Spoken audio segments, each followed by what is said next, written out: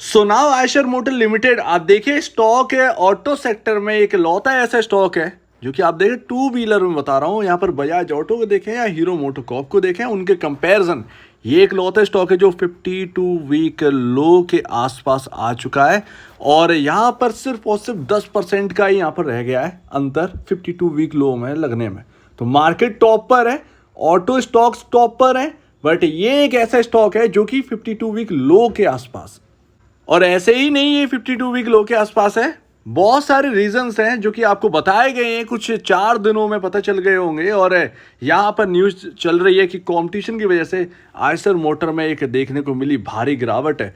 यहाँ पर 3,000 रुपये के लेवल पर सपोर्ट बताया जा रहा है। क्या ये सपोर्ट लेगा देख लेंगे थोड़ी देर बाद, लेकिन पूरी बात यहाँ पर जो है ना वो करनी ही पड़ेगी। और यहाँ पर समझना पड़ेगा कि आयशर मोटर के शेयर को जो होल्ड कर रहा है वो होल्ड कर रहा है तो सिर्फ और सिर्फ ट्रक के बदौलत नहीं, लेकिन जो इनके पास प्रीमियम ब्रांड है रॉयल इनफील्ड, उसकी वजह से। अब ये रॉयल इनफील्ड है क्या, ये आप खुद भी जानते हैं और हर भारतीय जानता है और हर शेयर होल्डर जानता है कि उसकी क्या वैल्यू है।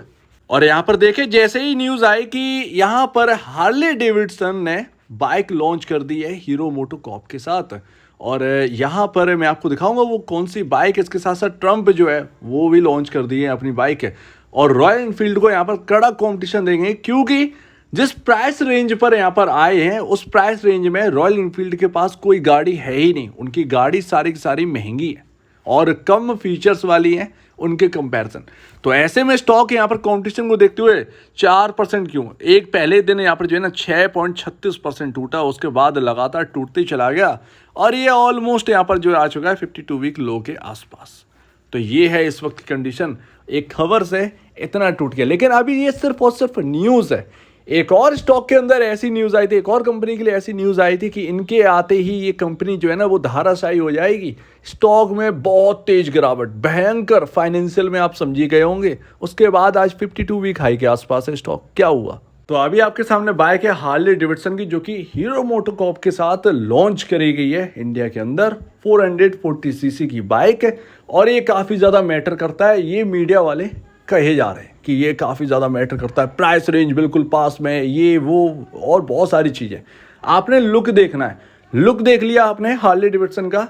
क्या आपको लगता है कि रॉयल इनफील्ड के पास ऐसी कोई बाइक है जो कि हार्ले डेविडसन का इस मॉडल को टक्कर दे सके?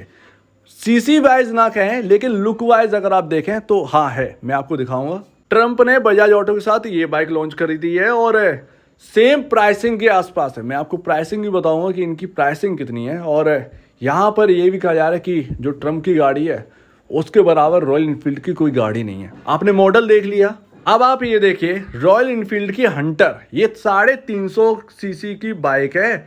इसकी प्राइस रेंज है आपकी 1.70 लाख के आसपास। यहाँ पर जो है ना ये आपकी गाड़ी पड़ती है। इसके साथ साथ इंश्योरेंस और बाकी वगैरह वगैरह जो पेपर वर्क होते हैं उसके साथ साथ तो ये गाड़ी पड़ती है 1.90 लाख के आसपास। हार्ले डेविडसन की जो गाड़ी है वो आपको पेपर वर्क के साथ साथ यहाँ पर जो है ना 2.60 लाख के आसपास की गाड़ी पड़ती है वो। ठीक है, हार्ले डेविडसन ने जो लॉन्च करी है इसी के आसपास यहाँ पर जो है ना आपको ट्रम्प दिखती है। तो आपको 350 सीसी ये बाइक मिल रही है 1,90,000 रुपए में रॉयल इनफील्ड की, जो कि बिल्कुल लुक वाइज और देखें तो बिल्कुल टक्कर देती है ट्रम्प को सीधा सीधा, और सीधा फाइट करती है हार्ले डेविडसन को। क्योंकि हार्ले डेविडसन का जो मॉडल है वो एक क्लासिक मॉडल नहीं है, क्लासिक गाड़ियों में उसकी गिनती नहीं है। वो थोड़ा सा स्पोर्टी अगर कहें ना, यही बनाया था, यही सोच के रॉयल इनफील्ड ने भी यही बनाया था मॉडल कि थोड़ा सा जो यहाँ पर ना पसंद कर रहे हैं कि थोड़ा सा फंकी टाइप का होना चाहिए, थोड़ा सा स्पोर्टी टाइप का होना चाहिए, तो हम भी एक मॉडल बनाते हैं। उन्होंने हंटर बनाया, लेकिन 350 सीसी की 350 सीसी इनफ होता है, इनफ होता है। ठीक है ना, तो ये यहाँ पर मैटर करता है कि 350 सीसी इनफ आपके लिए है या नहीं है। क्योंकि कस्टमर की पसंद से आप देखिए, ज़्यादा सीसी यानी कि ज़्यादा खपत भी यहाँ पर होगी, वो प्राइसिंग को लेकर भी इंसान चलेगा या नहीं चलेगा, या फिर पूरी पॉकेट उसके अंदर झोंक देगा। तो ये सारी बातें यहाँ पर रखी जाती हैं भाई साहब। लेकिन सिर्फ और सिर्फ यहाँ पर बस आप तो यही कंपेयर करते जा रहे हैं कि हार्ले डेविडसन यहाँ पर है और एक तरफ रॉयल इनफील्ड खड़ी है, तो आप कौन सी बाइक को ज़्यादा देखेंगे? तो देखिए, रॉयल इनफील्ड ने सालों लगा दी इंडिया के अंदर अपनी पहचान बनाने के लिए।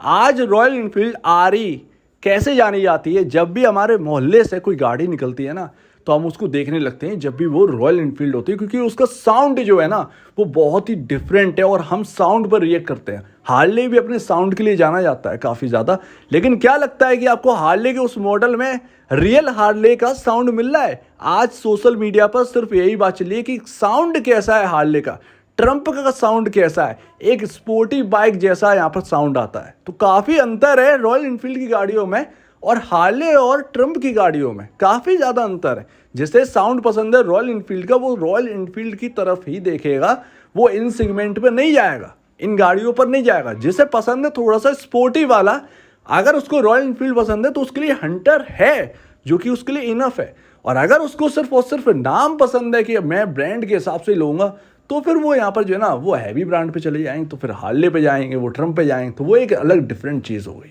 वो बिल्कुल डिफरेंट हो गई है। लेकिन रॉयल इनफील्ड की अपनी एक अलग है यहाँ पर जो है ना पहचान है।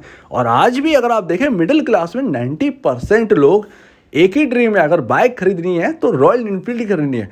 और 90% लोग अभी भी दूर हैं रॉयल इनफील्ड की गाड़ियों से, अभी भी। ये स्टिल आप भी जानते हैं और मैं भी जानते हैं, आप सुन रहे हैं, आप समझ रहे हैं इस बात को कि आज भी सबसे ज़्यादा लोग चाहते हैं कि गाड़ी आ जाए तो बुलेट आ जाए हमारे यहाँ, लेकिन वो अफोर्ड करना काफ़ी ज़्यादा मुश्किल पड़ता है। लेकिन मैं आपको बताऊं ये झटका पड़ना चाहिए था इनका, क्योंकि अगर आप देखें तो इनका जो और सेगमेंट है जो 2 लाख के ऊपर गाड़ी जैसे मेटेयर है, तो आपका वो भी 350 सीसी की है, उसको आपको थोड़ा सा नीचे लाना चाहिए। क्लासिक का भाई प्राइस सस्ता है, आपका हंटर का प्राइस सस्ता है, लेकिन आप देखें और भी ज़्यादा है जो कि 350 सीसी में आ रही है और वो 2 लाख के ऊपर की रेंज की है।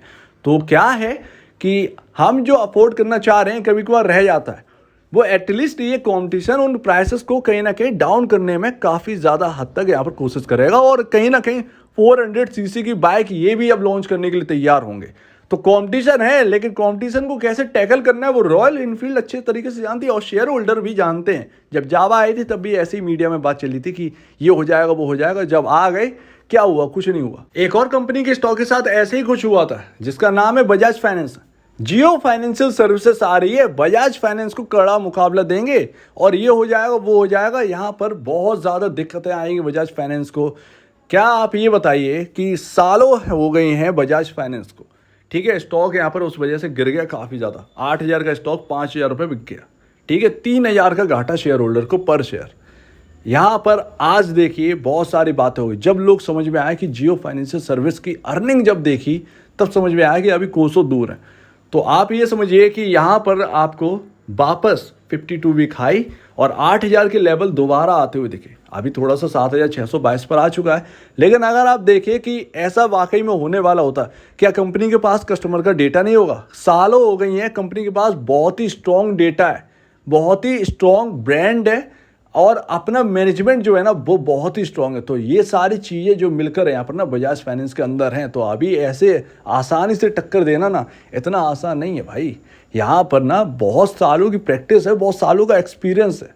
तो यहाँ पर ये है बजाज फाइनेंस के अंदर। और जब शेयर होल्डर ने समझी ये बात तब देखिए आपको कैसा रिएक्ट, 5,000 से सीधा 8,000। तो ये यहाँ पर ना दमखम यहाँ पर रखती है।